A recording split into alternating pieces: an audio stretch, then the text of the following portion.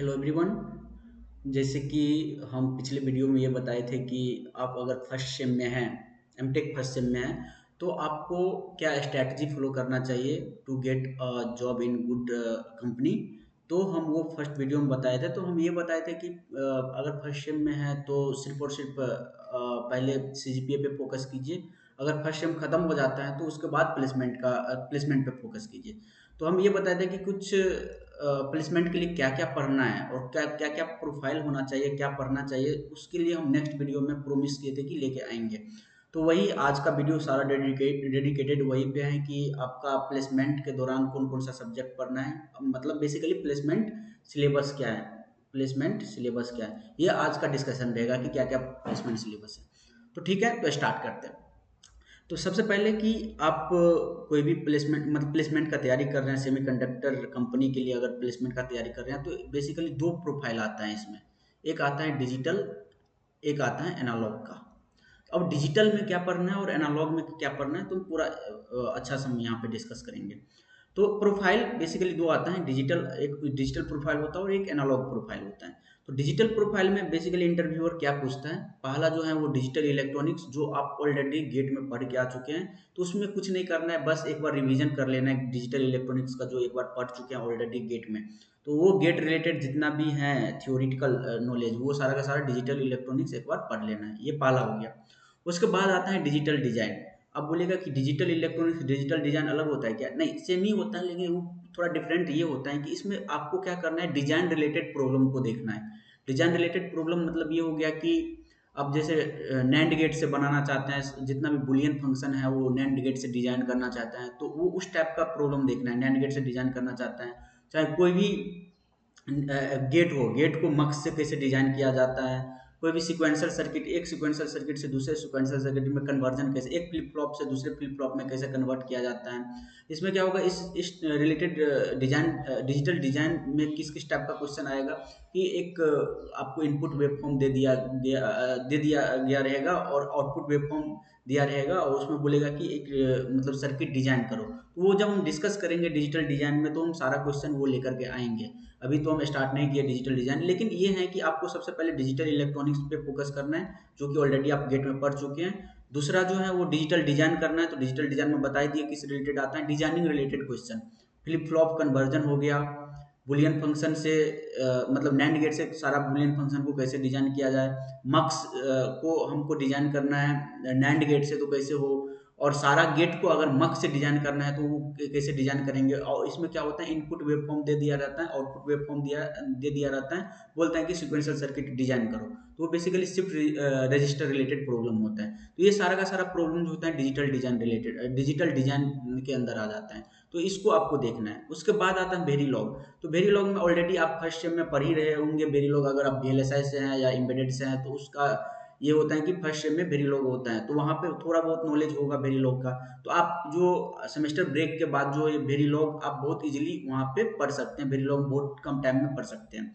इसमें क्या होता है कि बहुत वास्ट में नहीं जाना है, क्योंकि आप इंटर्नशिप का अगर तैयारी कर रहे हैं तो पूरा डिटेल में नहीं जाना है, बस थ्योरेटिकल नॉलेज होना चाहिए। और basic basic logic gate, basic basic digital design कैसे वेरीलॉग से डिजाइन होता है, वो सारे चीज नॉलेज होना चाहिए। ऑलरेडी जो है वेरीलॉग का रनिंग है इसी चैनल पे, एक प्लेलिस्ट ऑलरेडी बना पड़ा है वेरीलॉग का, अगर चाहते हैं तो आप उसको फॉलो कर सकते हैं। तो एक वेरीलॉग पढ़ना है। उसके बाद क्या होता है, डिजिटल आईसी डिजाइन।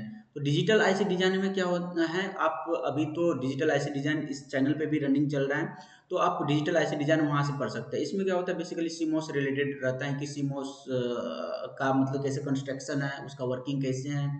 तो ये सब रिलेटेड जो रहेगा वो थ्योरेटिकल रिलेटेड होगा, वो सारा सारा डिजिटल आईसी डिजाइन के अंतर्गत आता है। उसके बाद डिजिटल आईसी डिजाइन हो जाता है, तो उसके बाद आपको फोकस करना चाहिए एसटीए पे। तो एसटीए स्टैटिक टाइमिंग एनालिसिस, इसका बहुत सारा प्रोफाइल है जिसमें एसटीए पूछता है। तो एसटीए का नॉलेज होना चाहिए। एसटीए में बेसिकली जो होता है setup time, hold time, violation का केस जो है वो सब आपको देखना चाहिए। तो एक डिटेल्ड आएगा प्लेलिस्ट इसी चैनल पे, आप बने बने रहिएगा। ठीक है, तो एसटीए जब हो जाएगा तो उसके बाद फ्रीक्वेंसी डिवीजन आता है। तो फ्रीक्वेंसी डिवाइड बाय 2 का सर्किट बोलेगा, ड्रॉ करो, frequency divide by 2, frequency divide by 4 circuit design करो। तो वो सारा सर्किट जो है एक अलग प्लेलिस्ट है इसी चैनल पे, आप चाहते तो उसको फ्लो कर सकते हैं, नहीं तो आपको जहां से अच्छा लगे वहां फ्लो कर सकते हैं। तो ये लेकिन ये है कि फ्रीक्वेंसी डिवाइडर आपको पढ़ना ही है अगर डिजिटल प्रोफाइल में आते हैं। तो उसके बाद आता है कि एफएसएम। अगर एक ये एफएसएम भी पढ़ना है, एफएसएम रिलेटेड क्वेश्चन जैसे होगा specially sequence detector. Sequence detector जो है वो आपको पढ़ के जाना है अगर डिजिटल प्रोफाइल का आप तैयारी करना चाहते हैं। उसके बाद ये हो जाएगा, उसके बाद सी लैंग्वेज का बेसिक नॉलेज होना चाहिए, क्योंकि बहुत सारा कंपनी जो होता है बीएलएसआई रिलेटेड कंपनी, वो सी लैंग्वेज से पूछता ही है इंटरव्यू में, तो आपको सी लैंग्वेज पढ़ना चाहिए। तो आप समराइज करते हैं डिजिटल प्रोफाइल के लिए क्या पढ़ना चाहिए। पहला तो होगा डिजिटल इलेक्ट्रॉनिक्स जो गेट का होता है, डिजिटल डिजाइन हो गया, बता ही दिए। उसके बाद वेरीलॉग पढ़ना चाहिए, उसके बाद डिजिटल आईसी डिजाइन पढ़ना चाहिए, static timing analysis, frequency divider जो कि इसी चैनल पे पूरा का पूरा फुल कोर्स दिया हुआ है फ्रीक्वेंसी डिवाइडर का, आप उसको फॉलो कर सकते हैं। उसके बाद एफएसएम है सीक्वेंस डिटेक्टर, वो भी कंप्लीटेड है, सीक्वेंस डिटेक्टर भी इसी चैनल पे कंप्लीटेड है, तो आपको अच्छा लगे तो देख सकते हैं। उसके बाद सी लैंग्वेज है, तो सी लैंग्वेज का अभी जो है वो चल ही रहा है, रनिंग है, मतलब जितना भी इंटरव्यू क्वेश्चन है वो सारा का सारा अभी इस चैनल पे आ रहा है, तो आप उसको फॉलो कर सकते हैं।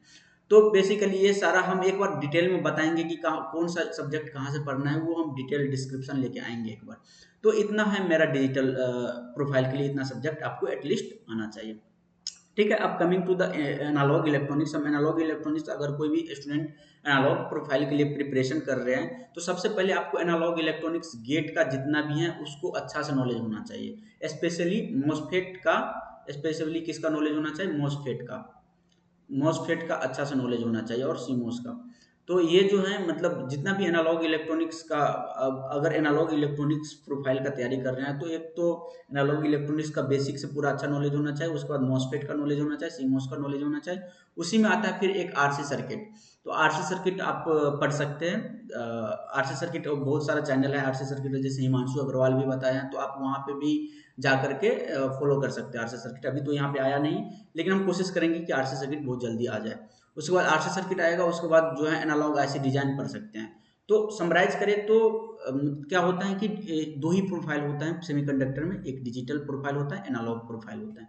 ठीक है, तो डिजिटल प्रोफाइल में क्या होगा, digital electronics gate, digital design जो कि बताई दी किससे रिलेटेड क्वेश्चन आएगा, Verilog, digital IC design, STA, frequency divider, FSM, sequence detector पढ़ना चाहिए। सी लैंग्वेज का जो बेसिक बेसिक क्वेश्चन आता है जो इंटरव्यू, वो देख लेना चाहिए, बाकी पूरा डिटेल में नहीं देखना चाहिए, लेकिन जो इंटरव्यू क्वेश्चन आता है उससे रिलेटेड आपको पढ़ लेना चाहिए। उसके बाद एनालॉग इलेक्ट्रॉनिक्स पढ़ लेना चाहिए, आरसी सर्किट पढ़ लेना चाहिए, एनालॉग आईसी डिजाइन पढ़ लेना चाहिए। इसके साथ साथ आपको एक एप्टीट्यूड का भी पढ़ना पड़ेगा।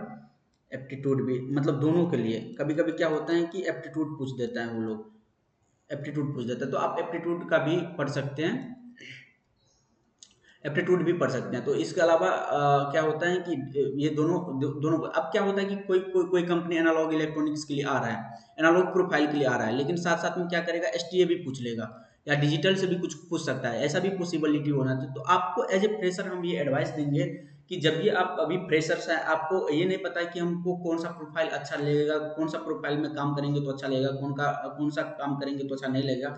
ये क्या होता है कि आपका जो भी प्रोफाइल मिलता है, आप जो भी प्रोफाइल में काम करते हैं उस प्रोफाइल में ऑटोमेटिक इंटरेस्ट आ जाता है। तो ये अभी अभी मान के कभी नहीं चलिए कि हमको नहीं एनालॉग प्रोफाइल का ही तैयारी करना है, नहीं डिजिटल प्रोफाइल का ही तैयारी करना है, ये कभी मान के नहीं चलिए। अगर आप फ्रेशर्स हैं तो दोनों प्रोफाइल का तैयारी कीजिए, एनालॉग का भी और डिजिटल का भी, दोनों प्रोफाइल का तैयारी कीजिए। क्या होता है कि क्योंकि कंपनी पता ही सेमीकंडक्टर में बहुत लिमिटेड है कि कौन सा कंपनी मतलब कौन सा प्रोफाइल के लिए आ जाए ये आपको पता नहीं है, तो आपको हमेशा रेडी होना चाहिए दोनों प्रोफाइल के लिए। हम ये गाइड करेंगे, दोनों प्रोफाइल के लिए तैयारी कीजिए कि क्या कुछ नहीं एक्स्ट्रा पढ़ना, एक्स्ट्रा सिर्फ आप डिजिटल प्रोफाइल के लिए तैयारी कर लिए तो एक्स्ट्रा सिर्फ एनालॉग इलेक्ट्रॉनिक्स, आरसी सर्किट और एनालॉग आईसी डिजाइन पढ़ना पड़ेगा, तो क्या होगा, दोनों प्रोफाइल का तैयारी हो जाएगा। तो इस तरह से आप दोनों प्रोफाइल का तैयारी कर सकते हैं और ये सिलेबस है। तो कभी कभी क्या होता है, एक और चीज़ हम ऐड करना चाहते हैं, जैसे आप एस टी ए रिलेटेड कोई भी प्रोफाइल आ गया, आप यहाँ पे डिजिटल के लिए S T A related profile आ गया, तो आप एस टी ए रिलेटेड पता है कि टाइमिंग निकालना, डिले निकालना पड़ता है, तो उसके लिए आरसी सर्किट भी इंपॉर्टेंट हो जाता है।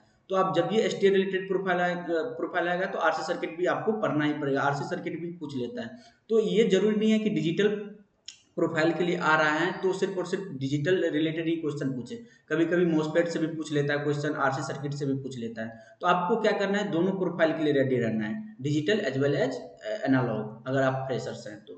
तो ठीक है, इस वीडियो में इतना ही। आगे वीडियो में ये हम अगले वीडियो में ये बताएंगे कि आप अगर इंटर्नशिप का तैयारी करना चाहते हैं, तो अगर फुल टाइम का तैयारी करना चाहते हैं तो क्या स्ट्रैटेजी फॉलो करना चाहिए, तो वो हम आगे वीडियो में बताएंगे। ठीक है, थैंक यू।